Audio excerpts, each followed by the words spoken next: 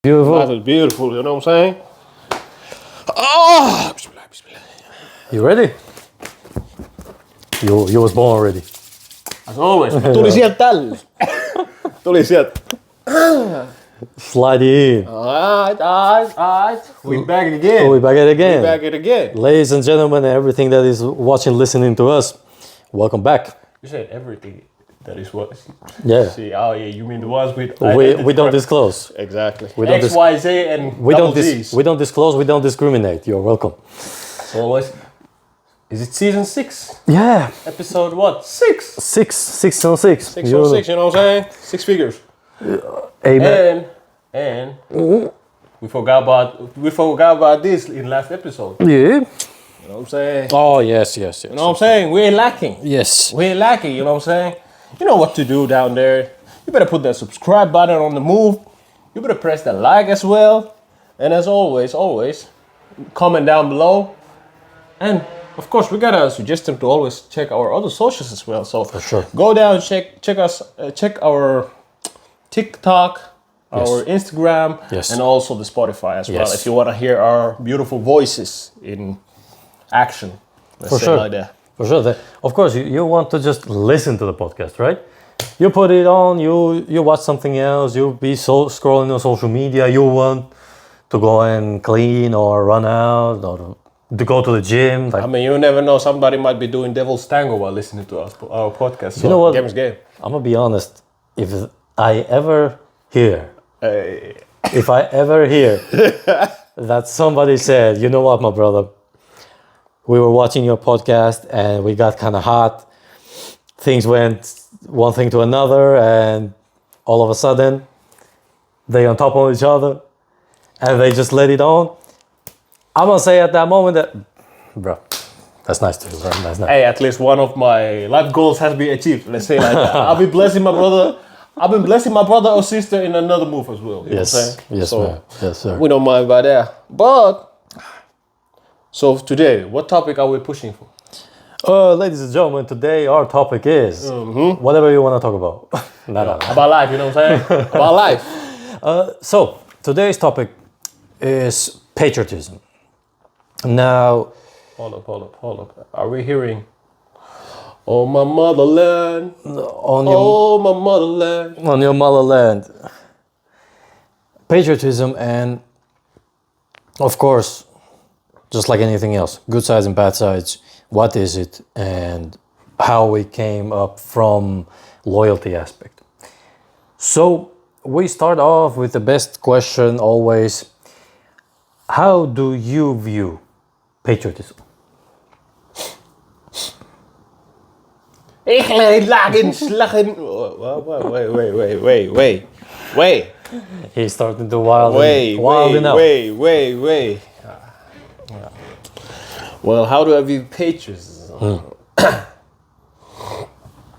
Well, at least first thing that comes to my mind, I don't know how wrong or right it is, but usually I think about, I connect patriotism with nationalism, I would say like this. Ain't it kind of like still a little bit similar in a sense? In a sense, depending on how you look, but nationalism and patriotism, they are two different things. Okay. Basically, patriotism is, if you look at the definition of the words, patriotism is the love for your country and your ethnicity. But nationalism is that you believe that your country or your ethnicity is superior to everything else. Okay. Yeah. Okay. Well, I might have mixed it a little bit, but I mean, it's kind of, to me, I'm gonna be honest, it's partially kind of similar, even though the other one might have the extra word of being superior than other, but the idea behind it is kind of similar, that you're trying to, favor your country, love your country and love everything about your country and so on. And well, in my opinion, or how I view patriotism, of course, if you're born in certain country, and let's say the country has taken care of you and given you opportunity, of course you gotta show it love the same way that it has shown you love. I might have, during the episode, I might open it a little bit, based on my current situation with this country, for Yeah, example, because I might have told you previously that even though I have like been raised in this country and done most of the required deeds for the country, I still feel like disconnected with the country because of X, Y, Z. So I might open up a little bit during the episode about it. But how I view the patriotism overall is kind of similar to the definition of it, in a sense that, you know, if somebody attacks a country, of course you want to protect it because it's a place that feels like your home and has given you opportunities, etc., and so on. And in our both situation, you know, this land we live right now is kind of home country, but at the same kind of not in a sense, in its own sense. Yeah, physically it is. It is, yes. Physically, our kind of like memories and all that. Yeah, it is here around here, but at the same time, not. Our spirit, heart, and blood is not here. And not. I mean, like I said, I open it during the episode more, but for now, at least, I'm gonna just say like the idea of patriotism might be pure. Yeah, you have to like like a story. Like it can be dropped in the sauce immediately. You start a little bit here and a little bit there, and all of a sudden the story. Open it a little bit. But how about you? How do you? Because like I said, I'm purely going by the definition. Yeah. Because like I said, I mix it also a little bit with the nationalism because it's required. To me, because I come from a culture which is very patriotic. For example, the symbol, the two-headed eagle, is very patriotic. It's a very Russians. Not a Russian. Correction, not Russian. Not a Russian. USSR. Not even the USSR. No, it was before that. But it comes from that country. The definition and all the things that, as a country and as ethnicity, have gone through the history. It has put in a position where you will love your country no matter what. And actually, a recent showcase of you loving a country from our ethnicity was now that the protest is happening in Albania, where somebody, rich boy, decided, you know what, I'm gonna buy some land over here. This land looks very beautiful. It looks very beautiful, you know, how much money you want? Cheap price and low rates. And to us, it's a very big disrespect in the sense of you coming out of nowhere and you trying to buy the land that we so long tried to inhabit, tried to fight for it, preserve, bled all the time. We are talking about now thousands and thousands of years of wars and occupation. And now somebody from somewhere decides that I want this one. How much does it pay? This much? I got you. It's a very disrespectful thing. And of course, Albanian people were like, no, you ain't gonna do nothing about this. You can get your money back, but you ain't getting this land. And they have been protesting now for a few weeks, and it has been in this idea of more than yesterday, less than tomorrow. Basically meaning that every day people get more and more into those protests, and every day there has been some kind of collision, some kind of fighting, some kind of like a protest. Anybody who has experienced it knows what's up. And there has been a rumor. I don't know how much you can believe in it, but there was a rumor that it was a successful. That the protest was actually successful. But let's see what happens. And I kind of, how I understand it is also that your home people or Albanians, in a sense, they do not mind, like, let's say that native is buying the land itself, but somebody who's not from the group, in a sense, trying to buy some of the land. That's the no-no part. Yeah. If I go and buy it, you're good. You're good. Oh yeah, you got the money, you buy it, no worries. But if you go and buy it, and you buy it in a sense of, for example, that you buy an island over there, now we have a big issue. Why are you buying it? For what reason? What you trying to do? Are you native? Are you Albanian? Well, but what about in a sense, segue?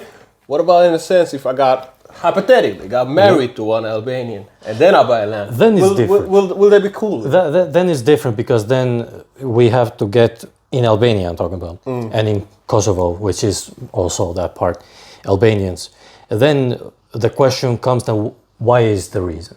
Is it for business or is it for family? If you buy a land, now I'm talking about how in my culture goes. If you married to an Albanian girl and now you want to settle in Albania or in Kosovo and you want to buy part of land in which you make build a house, and in that house you raise a family. Nothing wrong with that. Okay. You're more than welcome. Okay, opportunities. I'm just checking if there's somebody out there that is. If you know what I'm saying, if there is an Albanian woman who wants a good Christian man. I'm just saying, I'm giving opportunities to the all lovable watchers that we got going on. So if somebody was thinking about it, that can happen. You heard the man. You got the opportunity right there. But for example, if you buy a land, that's for make money or something, and you want to make money of it, then it's a little bit difficult, much more difficult. Understandable. And then, if we go a step further, that what happened here, that they bought like a part of the beach and an island, then we have a big problem. Why are you buying it? What's going on? What's going on? What kind of Epstein Island are you trying to rock? I have a theory, but I will talk about you in a later. Hey, yo, what kind of... That's how it goes in our culture. But in a sense, in our land, there has been this kind of... And the last war, I have said this before, the last war before Ukrainian war in Europe was in our country, in Kosovo. And we remember... Oh, sorry. Yeah. Because I was about to say, like, the UN, the United Nations? No, the what we call here, because some people go to military to, after finishing military, they go to kind of like protect in other countries. Yeah. Any part of UN? No, it's a part of NATO. Yeah, but aren't there like UN soldiers in a sense? They are like national. Well. They are basically, they come from peace fighters, something like that. So Albania was one of the countries. Kosovo, actually. Kosovo. So that shows you that there's something. Kosovo, Lebanon, and all those places are typical. And Kosovo still, but maybe in the last 3 years, I would say 3 years now. In the last 3 years, they have been obsolete. They have done nothing there. Do you know, if you want, I'm gonna give you, if you live in Finland or in Sweden or in France or wherever you are, where you have an option to go as a for NATO. Peacekeeper or peacekeeper fighter. Go to Kosovo. You don't need to fire a single bullet. You will just go to the camp and you will stay in the camp and you get money paid. They get well paid here in Finland. I know, because we had one guy who was from our high school actually who went there, and I also another person who also went there. That is from like my country, or quote unquote from my country, and bro, they chilling. Like you get paid almost 4K, and yo is just chilling, like tax free, exactly, tax free, and mostly what they do most of the time is kind of like secure or patrol around the place or secure a gate. Yeah, that's most of their days, and pretty much that was it, and they get paid for that. And I'm like, all right, I'll do what y'all need to do. That's the life in Kosovo. If you go as a peacekeeper, you will do absolutely nothing compared to the payment you get and compared to the things. If you have gone, for example, as a peacekeeper, if you had gone for early 2001, you got some action. Come here, you got some action. Or if you were a peacekeeper, they didn't do jack. But if you were a peacekeeper in 2023, at the end of 2023, there was a terrorist attack in Kosovo. Small action for a moment. But they didn't do anything. The police and army handled the whole thing. Yeah. We just extra force, Like basically, they are not doing anything there. And if something happens, that force, because disclaimer, the when I go to my home country, the place that my grandfather, the village that we live in, is basically is the base for these kind of guys. Okay. So basically, I can just walk. Hey, it was good. Dab your hands and. I can walk. I can see from the house that we live. I can see the base, and they usually go with the helicopter, for example. They are just having fun. Hey, you gotta use the company's money somehow. But example, I've seen that kazarm outside, and I know we both have been in the army. I know a little bit of how much is there those kind of guys. If Serbian military decides to attack Kosovo, that base, they are just detergent. They will do nothing compared to the military that the Serbians are. I'm not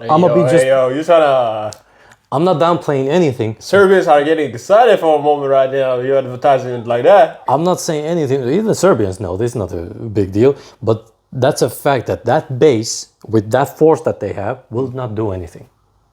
They're kind of like, are you trying to tell me? Are you trying to tell us that they're more for a show right now? Right now, at this moment, the guys that I've seen that they run because they take a morning run. During our village, in our village, you can see. My boy paying attention, huh? If you go outside during the morning, you see them jogging, and they say to you with your native tongue that good morning, and you look at it like, who are you talking to? Who you? You're getting paid to run. Thank God, them. But I'm saying that the base that is there is not more. I cannot see that it can. Of course, it can withhold maybe an hour if the military force come. But if there is not another force that just comes up right in the spot, that base is not very usable. Unless there is something that I don't know in that base, some cosmetic bomb or something.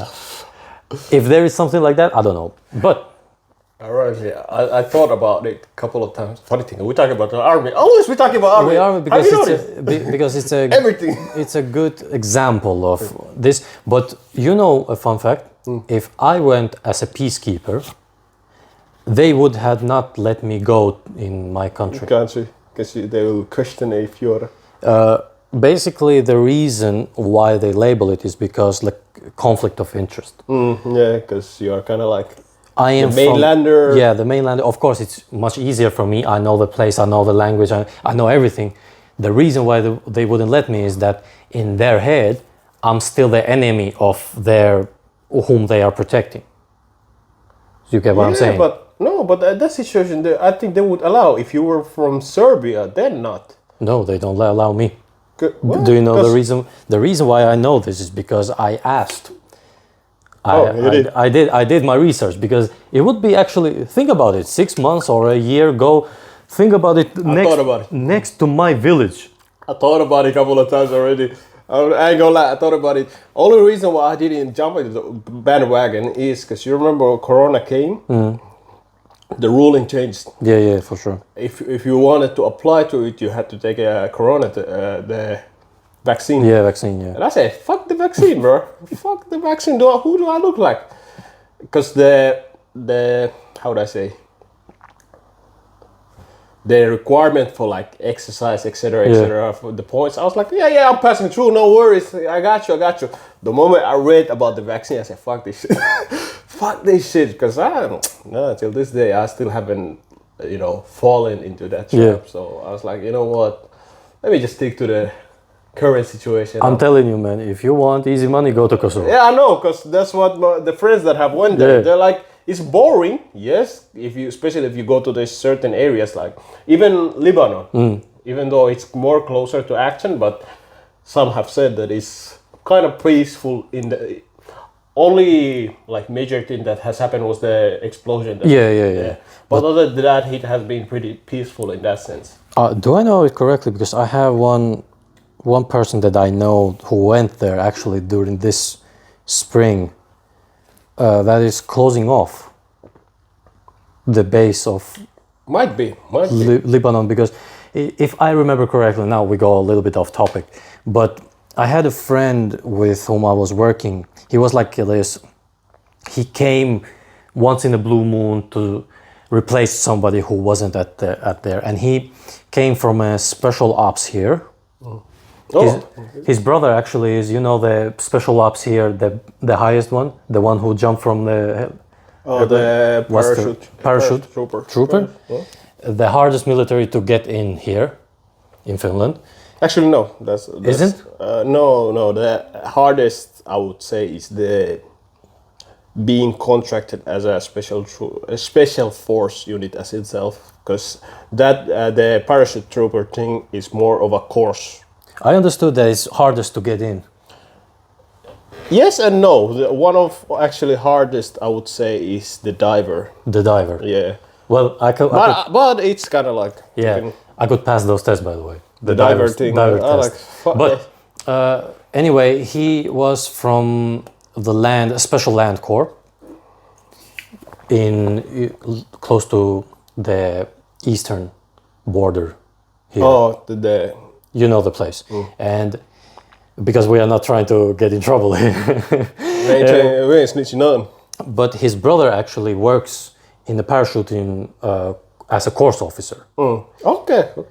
And they, like, as a family, they were like in those kind of position. And he applied for peacekeeper, and he was going to Lebanon, if I remember correctly. And he said that it was kind of like 50-50, will it happen or not? Because if the resources are not just for it to happen, and the situation hasn't changed.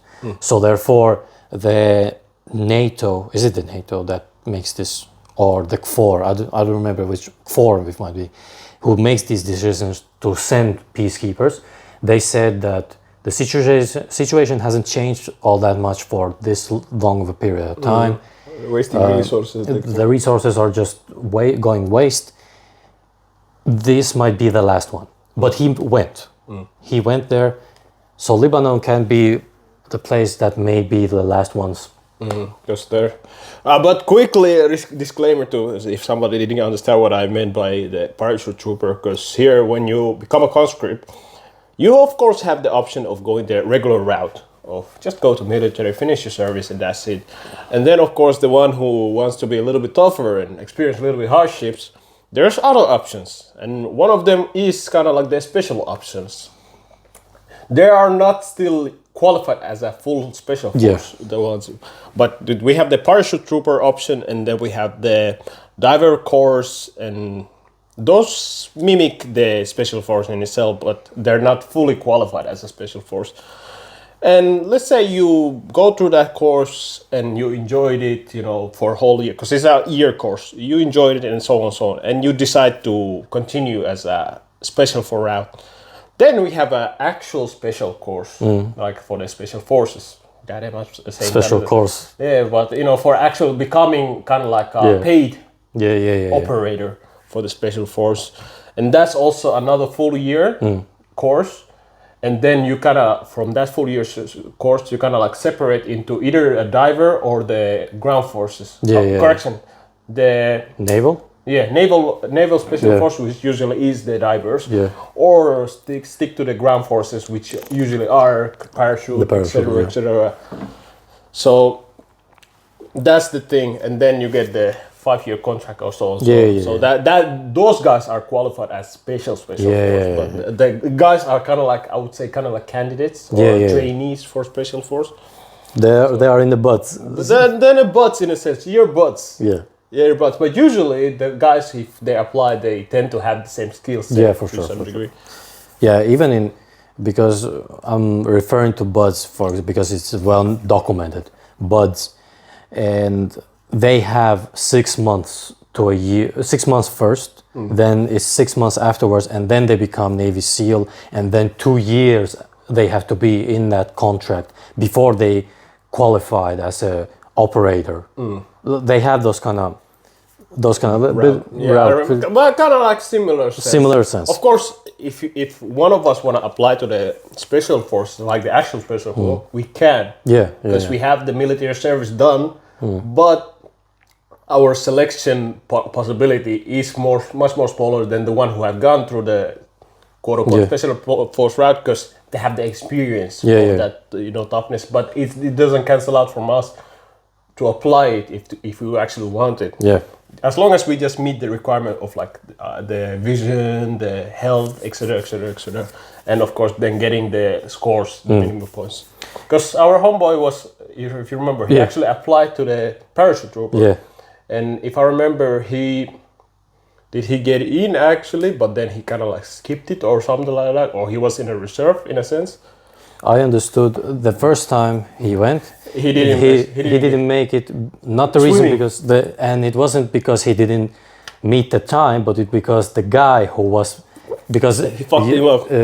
Because there were, when you go to the tests, the test they consist of running, swimming, and pull-ups, sit-ups.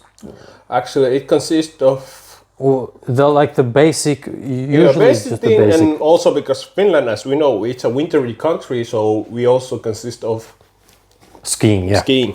And our homeboy, super athlete, like no question about it. He had like full scores on everything. Everything. And the first time he went, he was nervous, just as anyone, but he went through it. The swimming part was that the guy who was taking, not the officer. Yeah, no instruction. No instruction. Was another candidate. But another candidate. He salted him out. He kind of fucked him up. I remember he that. Salted him That's out. kind of like piss-off technique. Because the thing is that when you swim, you have to hit the post, the side post, in order to get counted. And our boy hit the post. The guy pressed before he hit it. So the time he was counting. The time was counting. The time was counting, and he hit the timer before the hand contacted. The thing was that the timer showcased that he was still on time. Like there wasn't like gone up. So, but the guy was playing the game, and unfortunately, less candidates better for him. But the next year, our boy knew exactly what he has to improve. So he just, if I remember correctly, he swam a lot and he skied, but he didn't do others that much because he already had those. He had power and strength on and when he went there, he aced it. He was the top of the class. And then when he went to the psychology test or the UT test over here, if I remember correctly. If I remember correctly, he got reserved there. In those serving time. No, in the points for mental test. Okay. If I remember correctly. Yeah, because I remember something like that. Because I remember asking him later on, like, oh, what about the parachute trip? Are you going? But nowadays, because he has less motivation on going on to military type of thing, and also because he's older, he's not that interested in it, so he kind of like dwindled it down a little bit. But now actually he's, if I remember, he was applying for because we also have how would I say, national level athletes. We have the school, the separate type of military school for national athletes, and he was going there, if I remember right, because he has to finish his like service time because he's still in the age range. But but question for you. Topic good that you said army and military, and we're talking about patriotism. Do you consider, if you go to military, do you consider yourself a patriot? Yes, straight up yes, because at least the idea here is what is our military car? It's not called a army or attack force or anything. It's called defense force. Yes. And the idea is to protect the country that you live in. Yes. That's one great form of nationalism, because you value that the country that you live in is so valuable that you're willing to put people's life in line for it. So I would say purely yes, that's the idea. Because if it wasn't, or we didn't have that type of mentality, well, anything happen bad, everybody just bounces out of here. Like, I ain't even try to struggle with anything. I'ma just move on. I have to say, Finnish people, there's a lot of things that I don't like, but the one thing that I liked when there was a question poll about would they die for their country, Finnish people or the country was one of the top countries that the highest number of they would die for their country. And the idea is not even about like because we know war history and anything. I ain't even gonna say nothing to put my situation in jeopardy either. But I'm gonna just say like this: that war winning in itself is here and there. Let's say like that. But the idea is not in the winning up in itself. More of like the how would I say the value and the gut feeling about like this is mine, and even though ship might go south, we go south with it. Yes. Kind of like the same idea of like captain. If the ship the ship is sinking, the captain sinks with the ship. Yes. So the same idea. So that's, at least in my opinion, is one great like show of patriotism in itself. Do I agree that people should die for like land in itself? Because if you go with the mentality of natural, how would I say, nature and spirituality, bro, it's not yours. it's not yours. You know, Very true. It ain't it. But because we're speaking about patriotism, and you know, as I mix nationalism with it as well, I get it. I get the background of it. And funny thing is, still sticking to the military topic. Ever since our neighboring homeboy Russia and Ukraine had their conflict going on, I would say like that, the patriotism or the idea of we'll protect the home country has actually risen in Finland between youth. Because That's very true. because in like, at least when we served, and I went to for example, a couple of my workplaces. I asked like people like, "Hey, yo, what about if war starts up in here? What you gonna do?" There was prior to the wars, Ukraine war. I was like, "Hey, what you gonna do if war, starts up in Finland? Like, you gonna be on the front line, or you gonna do something else?" And you don't know how many like native were like, "Nah, bro, I'm bouncing." I'm like, "Hold up, bro, this is your country." Like, this is your country. What you mean? You swore an oath. You out here telling me you gonna be first in the plane? That's crazy. But nowadays, and also you could also see it, because I remember I applied for like the officer school. The amount of people that applied there, because I went to the test and everything, because the applying rate was like around, how would I say? Was it little over 500, 600, something like that? Okay. But nowadays, after the war, you are somebody that are you willing to fight for Finland? Now, because of course we live in a day of internet and people get to even see the situation war. People's motivation has gone up. They're like, "Oh hell no, we ain't gonna fight like that." Like she gonna be like that. Okay. The officer school, the apply rate rose. Yes. Like literally rose. Because I spoke with one of the how would I say, office lady in a sense. I spoke with them like, "What's going on?" She's like, "Yeah, the rate has gone crazy. Like everybody trying to go to school nowadays. It went from the 500 to 700 something, almost close to 800." And even in like military service, like I remember in our service time, we kind of got like half goofy motherfuckers, half this, and there might be the small portion of the guys who were actually certified to do what they need to do. But nowadays, they said like almost half of them are motivated. Really motivated on doing stuff. Like the serving men and women are like more thinking about like, what if shit happens to us? What we gonna do? And that type of mentality, which is kind of like plausible. I would say plausible, and kind of shows the patriotism. Okay, this can happen to us. Oh yeah, I forgot we're neighbors, yo. we neighbors. We can't be living in sunshine and rainbows. But yeah, that's... I have to say, because what you said is absolutely correct. I met in a workplace. I've met a youngster, a young buck, a jit. If you know the reference, good. God damn it. A jit, and He said a jit. And he was 20. He was 20 years old, if I remember correctly. 21.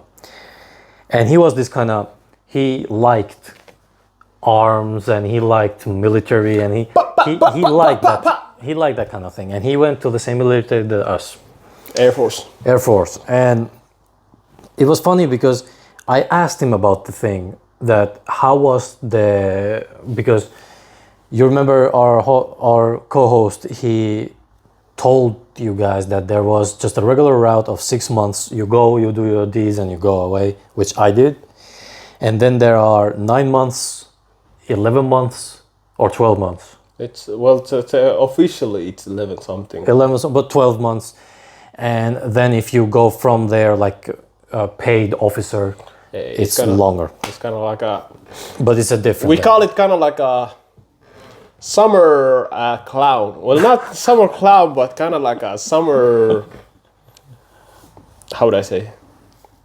Summer employee in a sense of military. Even though it might be necessarily summertime, but it's kind of because usually they have a short contract for at least first round, and then they might lengthen the contract and so on and so on.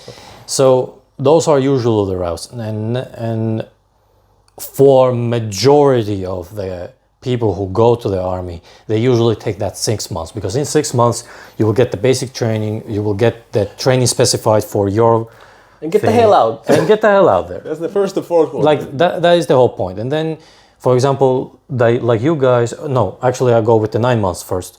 9 months usually are for police officers in the military, like military police, the medics of army, and then was it another one? Those three at least are the first one. I'm not sure. There might be some other, but to right now it doesn't come to mind. Those are usually the two. And then in our military, where we in Air Force, 1 year, usually people who went to the leadership position, who went to the cadets, who went, or is it the cadet? No, it's a officer. Well, kind of like officer student. Officer student, yeah. I said cadet. Officer student, or kind of like, it's kind of like partially officer cadet, kind of, because they're kind of like trainee to become, after they finish their service, they're kind of like, their ranks become second lieutenant, basically. So it is kind of like officer cadet, because we have like a separate cadets who are like trained to be like OCs. Yeah, and those, and then for example, actually not OC, COs. COs, my bad. COs. And then Amex that we have. The mechanics for the planes. Planes. Those were the people who usually were for 1 year. And also, if your situation was so bad, because there were some routes that, you know, some people, you might end up a year without really having any, like. Some people made mistakes, but. And also the truck drivers, the one that drive the truck drivers, big trucks. From there, it depended on where. For example, we had. Not the BC ones are. I'm gonna give you actually a great story about the truck driver, just quick. We had one guy who was afraid to hold a gun. He was so traumatized to hold a gun. I remember we were at the shooting camp in, you know, the place north. The regular place. And it was cold. I'm talking about blistering cold, -25. The sun is shining. The people know what I'm talking about when it's cold and sun is shining. That is good. That is good. No. But I remember we had a fire bond, and around that bond, the guy was holding his gun and holding the character, the clip, the magazine. And the magazine was full, and he was shaking and he was crying. Now, we had been in the military, we had been 4 weeks right now. So basically we already had guns, and we already had training, and we already had the shooting, and like there are so many things that already happened before we went to the shooting camp. And the guy clearly was afraid to shoot. He was afraid to use that gun. Puss. But there was not puss, but you know, we cannot say it because he was that type of guy, you know. He was, man of God don't want to use guns, you know. That's one. He was the type of guy that you feel sorry for him. Nothing bad to say about that man, but if push come to shove, I don't want him close to me firing. Anyway, he didn't still wanted to go out of military, because then you have to do the civil service, the community service, and it's when you apply for something in Finland, it's a bad look if you didn't have any reason for it. For example, if you don't have any sickness or illness, if you don't have any decapitated like arm or leg or something that prevents you from go to the military and get the basic things done, it will be it's looked bad. Nowadays maybe not that much, but we go a few years back, if you just Actually, about that, it's our topic, but like, yeah. If you just give up, then anyway. And he was assigned for driver. So basically, he just send the troops, come get us, send the food. Drives the truck. 4 weeks before we go home, do you know what happens to this guy? He loses his license. What the? 4 weeks before we go home, like usually during during the final war? The final war week afterwards, immediately afterwards, he loses his license, and for 3.5 weeks he's just chilling. He's not doing anything because legally he cannot drive. Army would let him drive, but if they get caught, then the legal procedure is a very big problem. So he's just now. How did he lose the license? He rammed somebody? No. It was that he was with a military truck driving. Went to McD's? And the thing was they got into an intersection with lights. The light was red, clearly red. And you just sent it. He just went to the red, How did he get red caught? light. He got caught because there were people almost crashing. And the military truck is very visible. You can like see a big ass truck with a page. Okay. So 3 weeks he was out. I mean that's. But back to the story. The young guy, the JIT, he told me that it was fierce competition to get to the 1-year program, 1-year course for leadership. It was a fierce competition. They had to actually compete with one another. And then it like rolled back to me. The leaders that you had were the same time conscripts that I went with. Few of the guys, they wouldn't even make it past the basics. I'm telling you, only one guy we respected, and that was the big guy. Everybody is. No disrespect. Funny thing is, my times, people who applied for the leadership, because we actually had some little competition, because there were a couple of guys who, let's say, were left as a police officer or left as a half-year man who wanted to actually be a year guy, but the guys who came during your time bro, straight ass, I'm telling you. For the majority, and the reason why is because I should have come during your time. Fuck that shit. Yes, like guys actually who were capable and competent during my time. Majority of them, such as myself, went for just 6 months. Just trying to get the fuck out. They're trying to get the F out. From my dorms that I was living, I had 3 dorms altogether. In those 3 dorms, there was maybe 5 to 6 who didn't go to military, the leadership course, who was not only capable, but much better than every single one that went with your guys, except for maybe 2 or 3 guys that was during the leadership. And I remember, and the guy who, he actually, I ain't supposed to say this, but let's say that he was playing a part. Hey, hold on. I was snitching, but I was snitching a little bit. He was playing a part, and it wasn't a big secret. If you run Cooper's test for 1,250, it's a. Oh, hold on. I can crawl faster. What kind of numbers were there? 1,000, bro. That's 1,250. Bro, you know how short of a distance that is? In the pond that is near your parents' place? Yeah. Literally one circle of it is that 100. One circle of it is. I could crawl that into 12 12 minutes, that's tough. But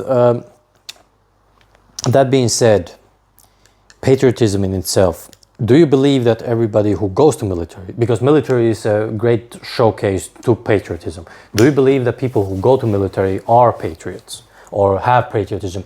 we talk about now as a virtue, because patriotism is not that you do it as Romans who just went and slaughtered a bunch of people out of nowhere and claimed their land. But we're talking about people who are willing to sacrifice their livelihood in order to protect their own country or their own land. So in a sense, what do you say about this? At least based on experience, at least during the serving time, I would say yes and no at the same time, because as we have noticed, some of them, yes, went to the military just to serve, not necessarily out of patriotism, but because it was a necessity. Yeah. Or kind of like requirement out of them, because as we know, if you do not serve in the military, you gotta go the community service route. And if you don't want to do that as well, then we got a bigger issue going on. You had worst case situation is a jailing program. Yeah. It's jail. 6 months. So there's options to choose right You there. had some example of this community service thing. I don't, because you pointed something out, but then I just continued to tell a story. I don't know about community service. That how is it looked upon? Oh yeah, about the community service. Not like, well, because Finland is very patriotism country. Patriotic country. The community service is not necessarily looked generally said, it might be looked down a little bit on, at least from male's perspective, because as a healthy guy, why don't you serve your country? The idea is like that. Why don't you serve your country as a healthy guy? But nowadays, it's kind of like viewed upon as it's a one way of doing the task. If you don't serve, at least do something for the community. That's what it's seen as. And of course, it's been tried to like equalized in the sense that it is same as, because like I said, it's looked down upon a little bit, not maybe verbally, but there is slightly like, look, okay, he went, but why he ain't do the deed? Why ain't he do the deed? So that's the slight change. But overall, even the people who go serve in military, most of them are just purely there because it's like required out of them. Not necessarily that they love the country, as mentioned in the workplace. We have people who have served, but they're like, they said that they're the first guys on a plane when she happened, which sounds really bad if you think about it. It's your country and you say you're gonna bounce. That's the. So that's why I'm saying like yes and no, because we have the guys who are there like, okay, I might not be interested in the war in itself, but if shit goes down, she goes down. We gotta go down with it. Like I literally had those guys as well. Like nobody, because let's be honest, no fully sane person is interested in having a war. Oh, for sure. The moment you're like, oh yeah, I'm waiting till shit happen. Nah, at that point, it just shows two things. Either you're clicked from your head already, or you're just stupid who plays war zones or Call of Duties and think it's the same shit. That's the two things. You ain't going to respawn. There's no recover, bro. Hey, my mag is almost halfway empty, so let me reload midway. Because in video games when you reload, somehow the mag percentage stays the same, even though you just took a half clip and put another clip. And how in the world now? Back to the military knows. How in the world you carry 500 bullets? Or 400 or 300 even carrying the 60 or 90 or whatever. 90 felt kind of, especially when you had the whole gear on. Yeah, it wasn't fun. Let's say it like that. It wasn't fun.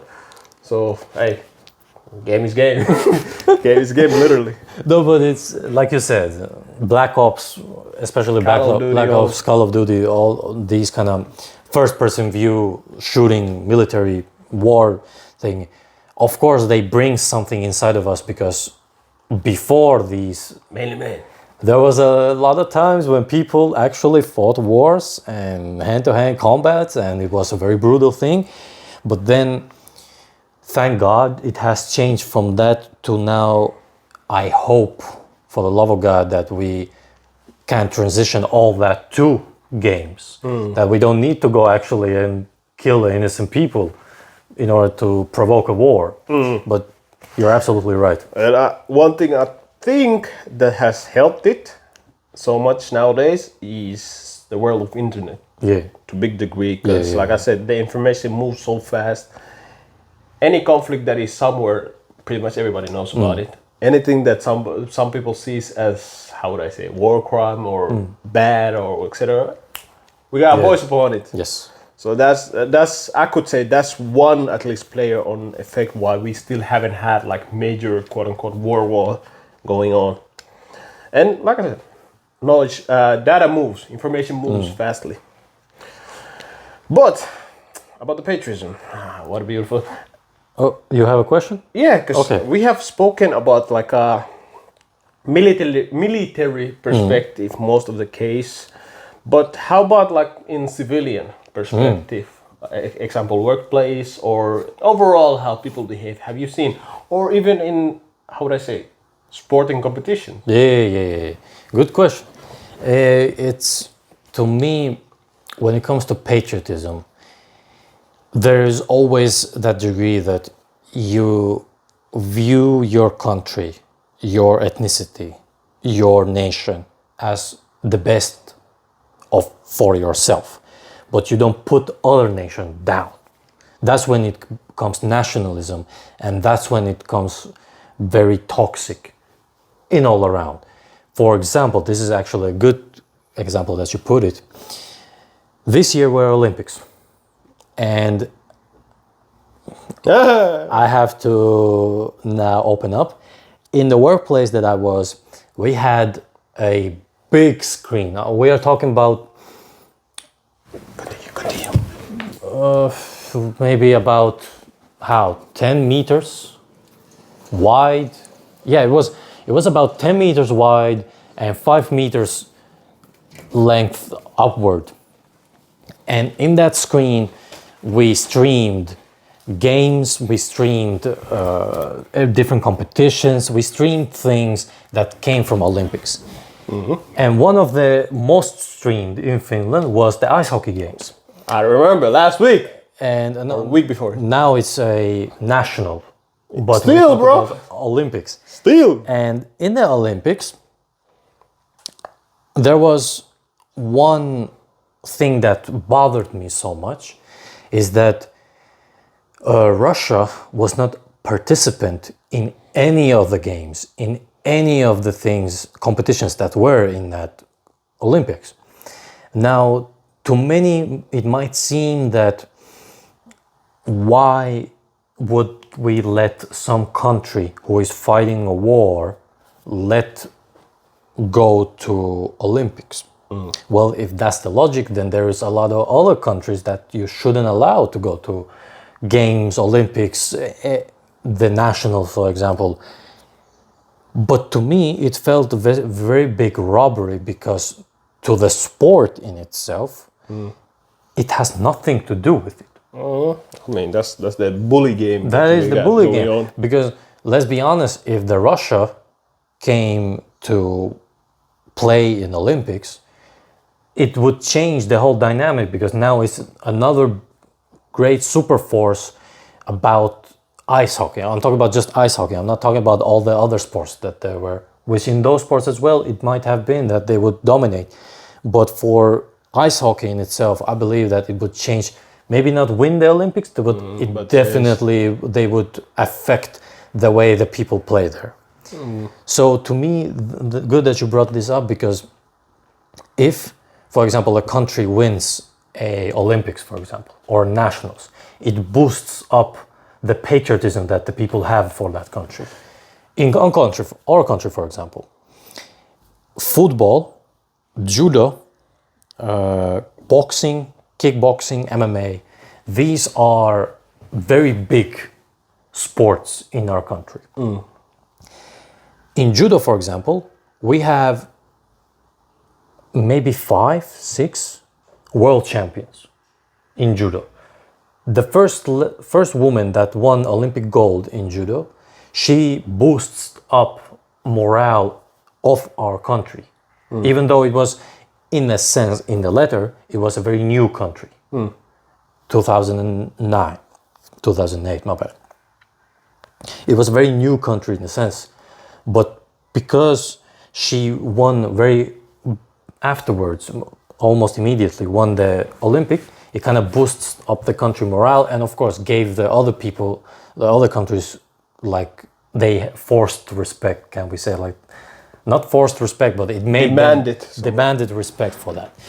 So I took just sports, for example. The one thing that I liked about American schools up until this point was that they had a flag, American flag, like very big, very visible American flag on their classroom, and they had to like go up and sing the anthem.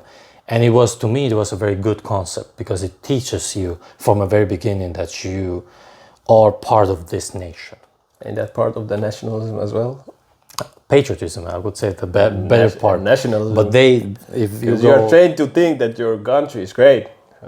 But if you start to think that your country is much more greater than every other country, then there we have a problem. But that's how it kind of dwindled down from the patriotism to nationalism. For sure, easily. The thin line is there. Or you asked about the workforce, for example. I wouldn't say it's a good thing. Is it visible that way? I would say this. In Finland, for example, to the most important positions, you and me, we can never go. We will never be elected. Prime Minister, President, Chief of Officers in police officers, generals in army. No, actually, technically, you can. I can't. As a law, yes. Yeah. We are not talking about laws. As a law, yes. As a law, I can apply for presidency. As a law, I can't even do that. But as a realistic place that we are living, as a nation and as a patriotic nation, me and you will never be elected.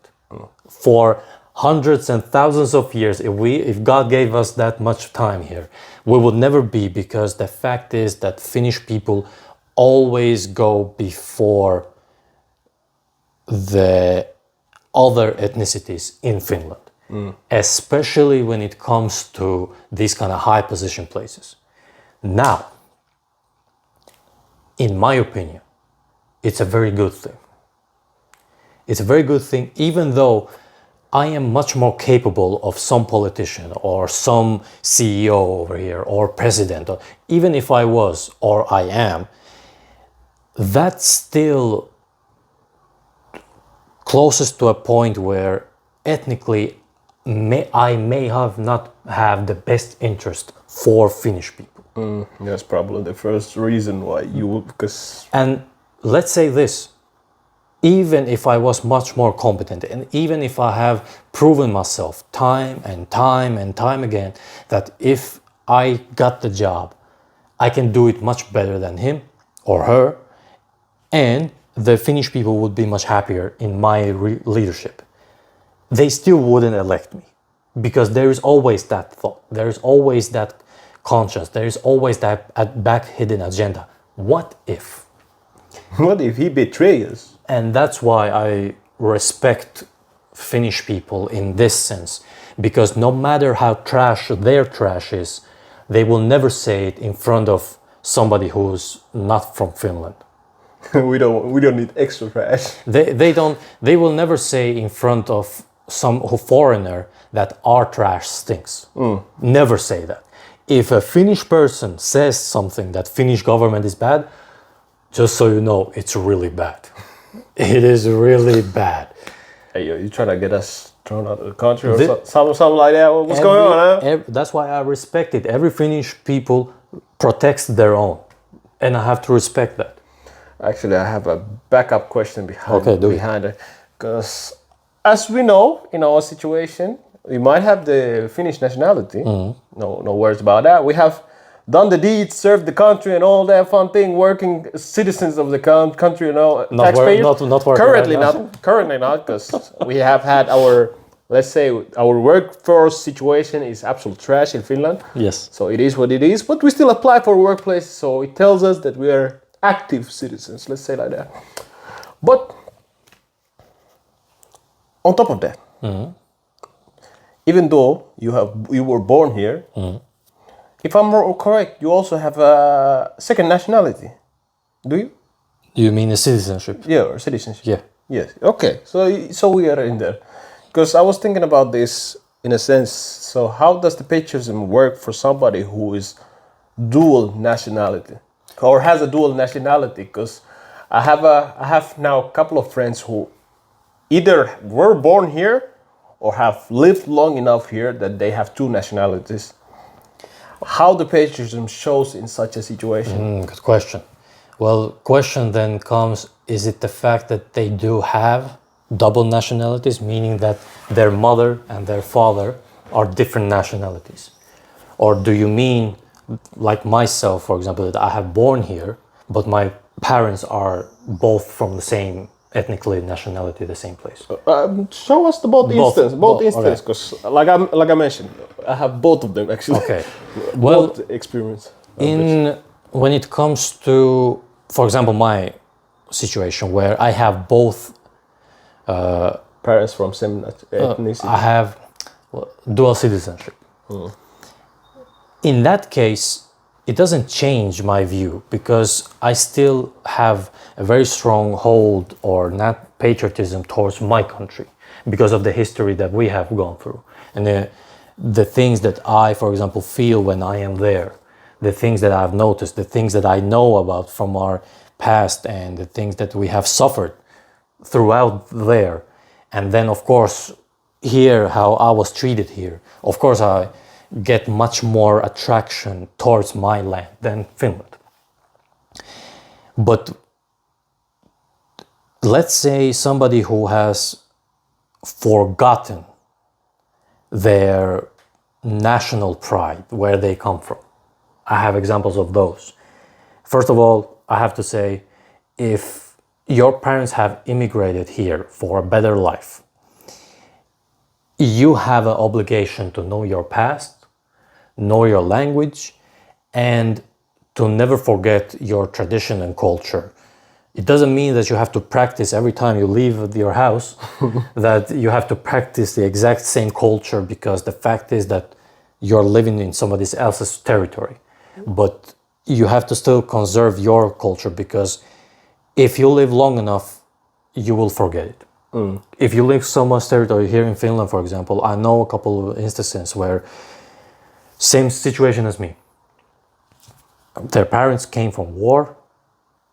He was born and raised here, doesn't speak our language, doesn't know our culture, doesn't know our history, the only thing that makes him the same place that I am is your name. And of course your blood. If I cut you open, it's the same blood. Other than that, you talk the same way as Finnish people. You act the same way as Finnish people. Your tradition, your culture, your behavior is exactly the same as Finnish people. You don't have anything in common when it comes to your original homeland. To them, patriotism may be that they are more patriotic towards the Finland than to their homeland. I don't know. I have not asked them. But I could see that in that way. When it comes to, for example, the parents are from different nationalities. In my case, for example, if it was that my mother was from Finland and my father was from Albania, or my mother was from Albania and my father was from Finland, I would say it depended on much more how well my parents communicated with me. Because let's say if my father was from Albania, but he couldn't communicate to me that Albania had this kind of history and this kind of language and this kind of culture and this kind of tradition, I would feel much more attraction towards the Finnish patriotism. But if it was the other way around, that, for example, my father was from Finland, and then Finnish father, they couldn't communicate to me that Finnish has this kind of culture and this kind of, like, there was a reason why you have to be patriot. I would feel much more inclined towards the Albania. I believe that would be the case. I'm not sure. I'm not in that position. If you guys have stories about this, please let us know, because it's an interesting topic in a sense. Because you got a question? Yeah, because I have a question about this. That how do you feel about this? Yeah, because I was about to open it myself as well. Because the reason why I asked it, because we know instances where there's, like, example, in my and homeboy situation, we're both from abroad, who were brought young here, and we kind of, through our life experiences, etc., we got our Finnish nationality. Yes. But, for example, in Homeboy's instance, because he has actually gone back to home country Yes. and renewed his nationality or citizenship, he has dual nationality. In my situation, I haven't really gone back ever since our country actually split into two. Technically, my nationality is kind of invalid. Yeah. Invalid. True. But at the same time, Finnish register system, because I remember we have this thing called supo. They're kind of like, how would I say,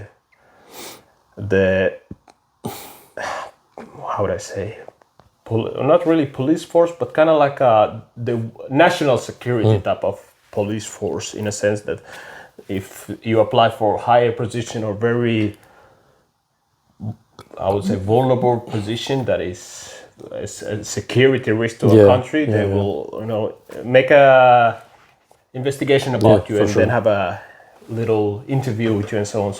So this guy, I can't go too much into detail, but he mentioned to me that in our register system, it shows that you have dual nationality. I was like, I straight up told him, like, I know I'm like dual nationality. I have dual nationality that I'm from other countries, but I also but I didn't know it's still valid because the country has split. And he was like, also like, shit, you're That's right. true. That's true. But the system still registered that you're dual nationality. I was like, okay, cool, I guess. And he told me that at least if later on I also apply for something very risky. Just to clarify, his original country in paper, it doesn't exist anymore. It doesn't exist the same way that it used to, but it exists, but now in split format, kind of like South and North Korea. Yeah. In essence, so he told me, like, just for if you don't want to end up in this type of conversations again, it's suggestible to fix it in the system, but I still haven't to this day. But yeah, the system shows that I have dual nationality, even though it's not valid. Yeah. But in this instance, like I mentioned, Homeboy and me are top that has come to the country and got our nationality over here. But for instance, example, we know one of our guests, Mark, for example, Mark actually has the similar type of situation as us. He has like dual nationality because of him being low enough in this country. But his cousin, for example, is dual nationality because they're split into two. Parent was Finnish and the other parent was Finnish and other parent was Russian. And through that he kind of like has two nationality. And he actually has renewed his Russian nationality. So all of them technically right now are dual citizens in neighboring countries. Yeah. So and the funny thing, I actually asked you, like, what would you do if she with that right now? Because you are valid basically in both of the countries. Well, they have to fight with one hand to another place and another hand hold the guy like this or something like that. All jokes. But in their instances, because this question might hit them home much more harder than me, because they're literally they live in a country that has a really heavy tension with the neighboring country, and they're valid in that neighboring country as well. So what would they do? But the overall thinking of it was, example, in my situation, because like we mentioned, we have served, we have basically done most of the requirements that are required from the citizen of the country. But in my instance, even though I have done all of the routes, I'm still being viewed like not part of the national or part of the nation. Yeah. In that sense of the skin tone, which is kind of ironic because I'm being expected to die for the country at the same time, serve the country at the same time, but still be like, nah, bro, you ain't part of us. Because I don't know if I mentioned to you before, but example, if I travel somewhere which is very suburban or very further from like big cities, let's say like that, people literally look at me a little bit wrong. Yeah. You have told me. Like I have done something. I'm like, bro, I literally serve in your country. I literally done this and that and third.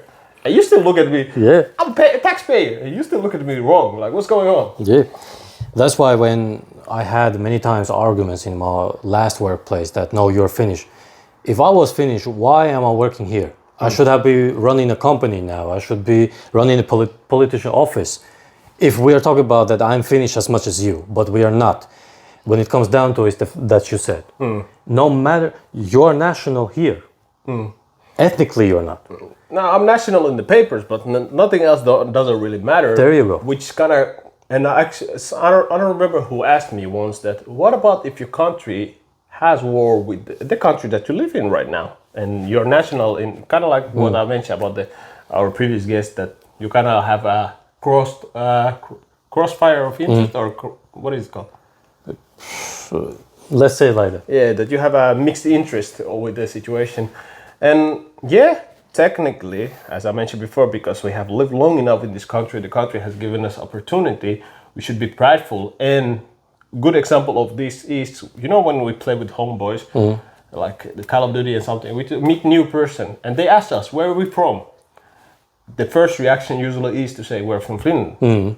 Because for everything we do, basically, example, if we're athletes, you go to big athlete games, so on, so you represent Finland first, because you have trained in that country, and so on, so on. So there's that small idea of patriotism still going on, even though the country citizen might not even like accept you to some degree, but because you have lived so long in the country. So I literally told this guy like, I'm a citizen in this country as well, but if it has a war going on with my origin country, there might be a little technical issues going on right there. Because, what am I going to do? Like, who am I going to fight with and who am I going to fight against? You go just put the blinds on and then just start shooting. Just spray everything at that point. Because, somebody might say, like, the country that you lived in has offered you services and all that, opportunities, etc., etc. But at the same time, like I mentioned, the country treats me like I'm not part of the country.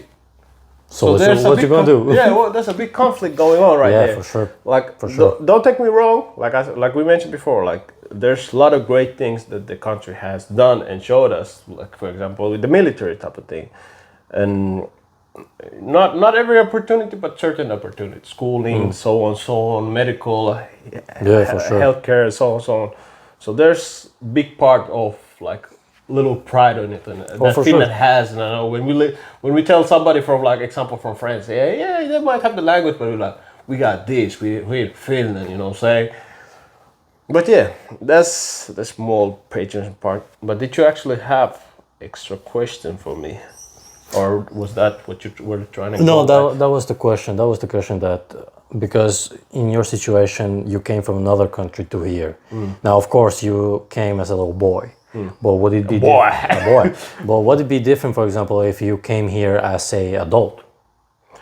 Yeah, at that point, of course, we have demonstration of this as well.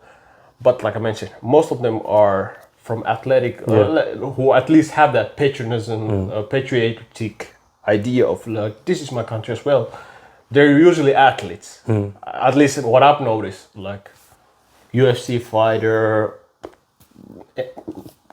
mixed martial art competitive, or some sprinters or so on. They usually tend to be like, Finland is also my country, because they have trained here, they have got the opportunity here, and so on and so on. So they start kind of building up that patriotism idea. But then we got also the big portion of, like, people who are like, here's whatever. Yeah. But in my personal opinion, at least, or a personal experience, is usually people who have gone through athletic background tend to have that patriotic idea as well toward the country. Or at least shows the big appreciation for the country. Yes. I would say we should wrap this up. Yes, sir. Any last words about patriotism as a virtue? Well, my last word is, as I mentioned before, patriotism and nationalism mixes very well to me as one package almost. Of course, the one just adds the superiority complex into it. But to me, in order for you to be a great patriotic, you have to have a small hint of nationalism into it as well, because what you're being patriotic toward then, if it's not a little bit of the nationalism that you are in, or the nationality that you're representing.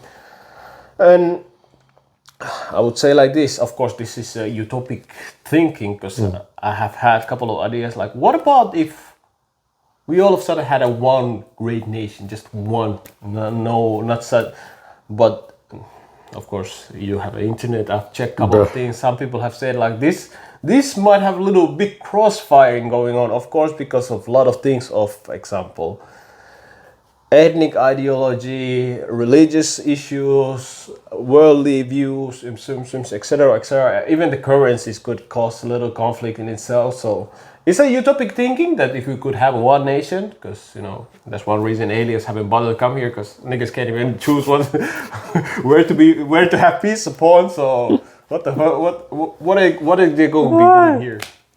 So yeah, but to me, I must say, keep like this, like. Humans should be very patriotic for the nature, for the planet Earth. Let's say like that, because let's hypothetically think that somebody comes from outside of the world. Because we're not right now beefing with each other, even though we're living in the same planet Earth itself. But imagine somebody out from the planet Earth, somebody from outer space decides to invade Earth. What are we gonna do? Humans go automatically be like, nah, we're fighting now that thing. So I think we should already train our people to think like that. This is our place. Let's keep it together. Let's be proud of what we got going on right now. Not in the sense of like the borders, but as a nature in itself, as a planet in itself. So that's my patriotic thinking. Oh, what about you? To me, patriotism, because the last time in our country the patriotism was at its peak when it was the war. When it was the war. And the war during the Yugoslavic war, especially Kosovo war, there was, I have told this before, this story, it was the guerrilla fighting. About 10,000 troops, about the real one. I'm talking about real one, not the afterwards veteran. You know what I'm saying? Like what you did in the war, man. I was chilling, bro. I was chilling, bro. And you veteran.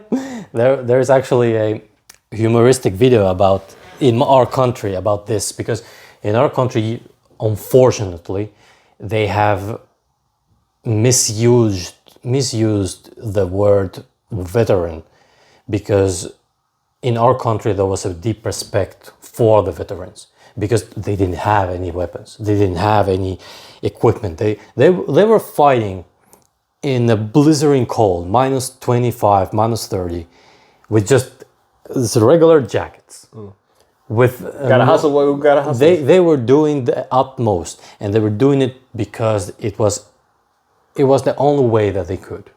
And the only reason that war was won is because NATO intervened. I'm going to be honest.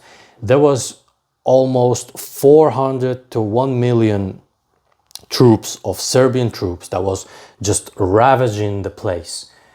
Most of them were killing and slaughtering kids and women over there.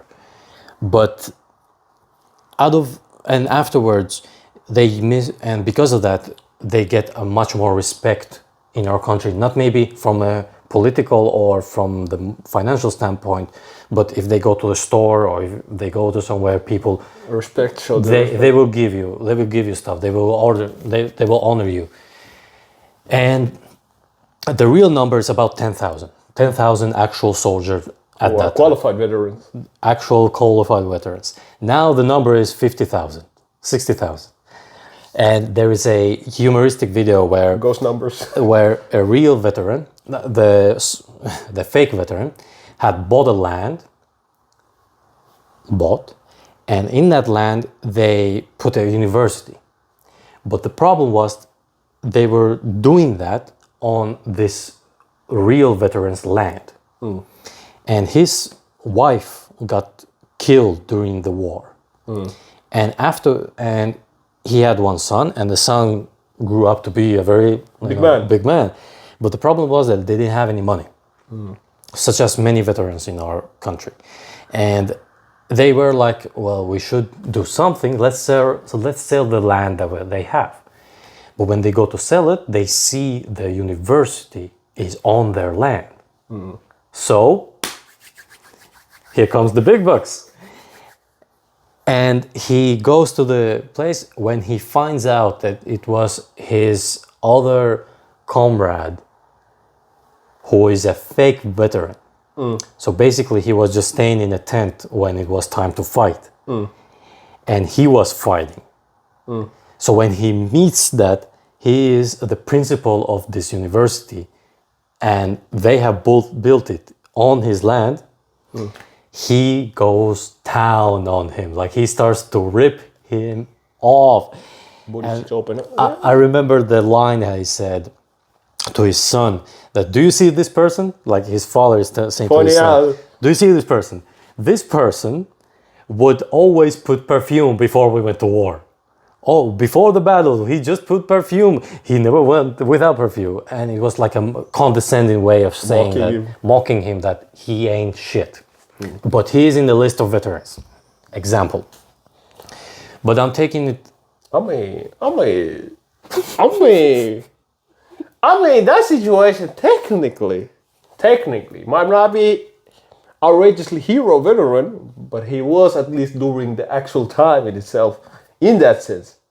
Because we have veterans who have really never seen battle action. Also battle action, but they're qualified as veteran. Yes, but to my whole point, the patriotism during that time was a very high place. It's a very high, and it was pretty easy to be patriotic at that time because it was either that or nothing. Simple as that. No, do you know, in my country, during that 80s and 90s, if you wore something that was red, the police stopped you and said, why are you wearing red? We have to beat you. You all of a sudden Serbian or what? No, the Serbians actually said, you Albanian? Like, that was the whole point, you know? But they beat you up just because you had the red color shirt. Oh yeah, because Albanian flag is also red. Think about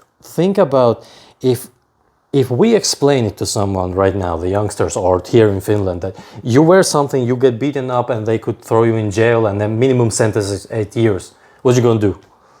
They would look at you like, nah, it's not true. It is very true. It is, bro. Oppression was high time. My boys were living Bloods and Crips all of a sudden. Basically, it was like that. Ironically, ain't your flag basically Bloods and Crips? Yes. Albania, Kosovo, kind of like. But the Kosovan flag is another story. We cannot go. Hey, Bloods and Crips right there, bro. We don't need to go there. Bloods and Crips. It's just an example of why the patriotism was a very high thing there, and then it forced because if the enemy doesn't allow you to, then you want it even more, and then you're really going to do something about it. And the war started when our war general got 5,000 Serbian troops had to go to kill one man. And that one man fought to the tooth and nail, and just from his family, about 60 people was in his family, just one survived. And that just like set up the war that happened, and the guerrilla fighting started there. But that then boosted up, and even today, if you go to Albania or in Kosovo especially, you can see the letters you see with the hook under and K. UÇK is in English is KLA, Kosovan Liberation Army. So that is I would say the last thing I want to say.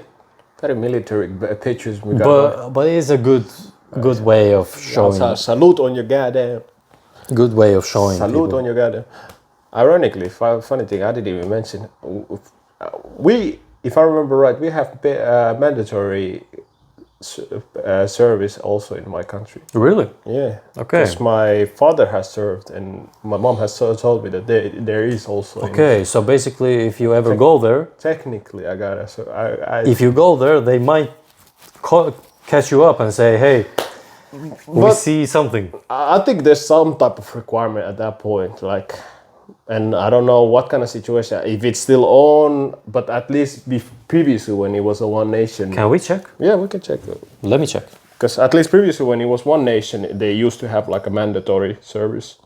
Is it from the south? Or north? Yeah, south. No, south. Try right south.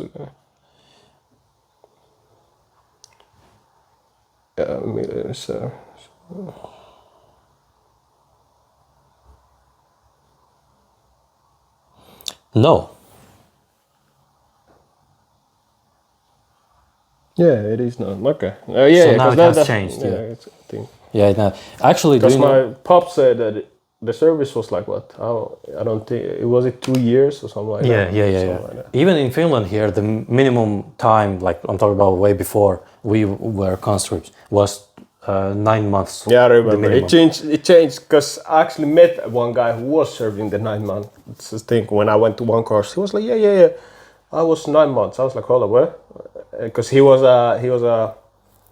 a first class private, and I was like, Yeah. okay, you were 9 months. Were you medical? No. He was That's straight out, normal. just a normal guy. He was like, oh shit, so y'all had 9 months? He goes, yeah. We had like the weird numbers back in the days. I was like, Yeah. alright, y'all do y'all. Well, actually, a last story before we wrap this up. In our country, during the Yugoslavic days, there was a cultural law, a social law. It wasn't like in a law book, but it was a law that if a guy didn't go to military or to the army, he was not eligible to get married. Game is game. In our country, it was like that. It's still active actually. And in our country now, if you go to the military, you don't go, it's not a big of a deal. But if you go, it's like looked upon like, yeah, The bad. it's a good thing. A good thing now. Oh yeah. Because Respect. Yeah, because for example, my father and everybody who is from that generation, their sons and daughters are about my age. So if you say that, hey, I've gone to military, I have finished the military, they look you at you want my like, daughter, huh? oh, I see you. You want my daughter, And they are much more easier to convince, because in our country nowadays it's not that big, but before it was that the father was still he was the main guy who was responsible for his family, and in order for you to get married to a daughter, you have to first ask permission, even if the daughter wants it.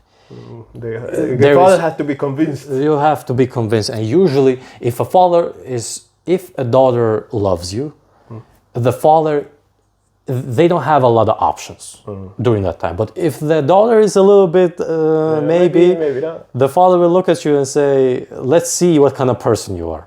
Let's see if you have the values. So. But if you have gone through the army, then usually it was like a stamp on that. Yeah, you can get married. But if there was situations where people, for some reason or another, didn't go to army, the fathers will look at you a little bit like, sorry, but Yeah, I don't have a daughter for you. Well, you're talking about daughter. What daughter? That's the action. What daughter? What you mean? But it was like that. It was like that. Understandable. That's part of the patriotism right there. There you go. Part of the patriotism. There you go. There you go. That's why it was easy for my father. Win is a win. You know what I'm saying? Win is You a know win. what I'm saying? Win is a win, yo. Because if you don't know, my father went to the army at 80s, around late 80s, during that time when it was the biggest oppression. And the base that he went, do you know what happened? 2 weeks before he went there, 3-4 Albanians was killed. So he was straight to stress. Straight to the wolf's den. There was no mercy at that place. But the good thing about my father and anybody who was from Albanian ethnicity was that majority of them were from farmer land, people who worked at farm. They were strong. Like physical work, you couldn't beat them. They were strong. And when they go to the military, they had food. Hey, we live in hope. So think about, I remember there's always those, TikToks and videos where could you beat your father at their prime? And I always think that because I have a martial arts background, technically yes. Technically. But my father, especially because his prime was during that military, because he went late because of the family situation that we had. He went late. He was about 24, 25 when he was in the army. And because in the army you could eat as much as you like. He was eating good. He started buffing up. We had a picture of him where he had a shirt. He was like bulging from the shirt, it gets tight. And he said that there wasn't bigger shirt for him. Game is game. He was like actually bulk up. And I just looked at him and said, man, if you meet this kind of man in the war. He was. How do you think he got your mother? You know, sometimes we have to ask the question, how you know, because nowadays fathers, you know, tend to look very. Yeah, they tone down. Tone down, glasses, reading boobs and all that. You look like a nerd and all that. But then you start looking at the album. Bro, yeah, bro was doing these back in the days, you know, posing all that. I'm like, what the hell? Yeah, that's how it. But hey, that's how it goes. He brought that swagger. Game is game. Gamer's game right there. Well, alright. Episode is done. Yeah. Wrap it up. Wrap it up. So basically, patriotism is good until it doesn't go to nationalism. Don't go to another country to do something bad. Defend your country at all costs. What was it? Be like our mustache friend from Germany. Wait, what? Who said that? What master's friend? What? We don't know what you're talking about. And as always, any last words? Not really. I think we got the topic out clear. Very militaristic background, but hey, you got the message. The important part, you got the message, and hopefully this thing will little bit something out of you, or about your own country, or your own ideologies. And as always, we mentioned that we might dibble-dabble a little bit on the topic in the next episode as well, but not as main focus. Yeah, for sure. As y'all probably have noticed, so far we have spoken about military in a lot of our episodes. But it's a kind of good cross-reference to it. Yes. But yeah, other than that, I don't really have much to say. You got anything else? No. Of course, we always got one more thing. Hey, of one course. more thing. You come over here. You put something over here. You know what I'm doing? And if you don't do this, I would say, why? What are you doing? You're miserable in life. What are you doing? But of course, we don't want to gaslight. No. I'm gonna do it straight out. You're miserable. You know, if you lasted this long and you ain't even gonna show love, you're miserable, bro. So put a like down below, put a comment down below, and as always, check the other socials as well. And we shall see y'all in the next one. Peace.